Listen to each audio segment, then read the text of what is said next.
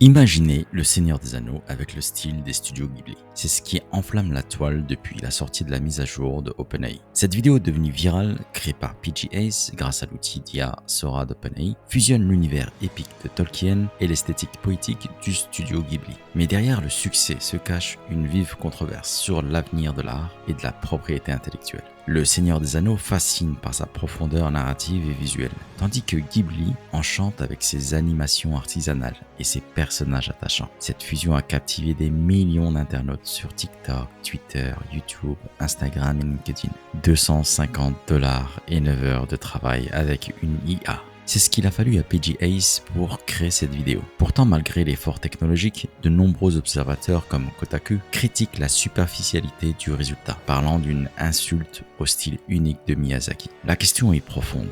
Peut-on considérer cette imitation IA comme une innovation créative, ou s'agit-il plutôt d'un vol artistique? Miyazaki lui-même rejette fermement l'utilisation de l'IA en animation, la qualifiant d'insulte de la vie. Effectivement, quand on regarde de près la vidéo, on voit clairement les limites de l'IA.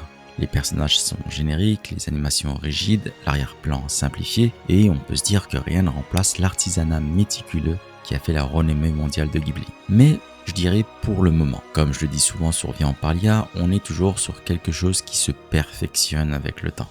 Donc ne parlons pas trop vite. Même si cette vidéo rappelle que la créativité humaine reste irremplaçable, elle ouvre toutefois un débat essentiel sur le futur de l'art et de la propriété intellectuelle. Pour cela, je vous conseille notre dernier podcast sur le sujet sur la chaîne YouTube Viens on parle IA.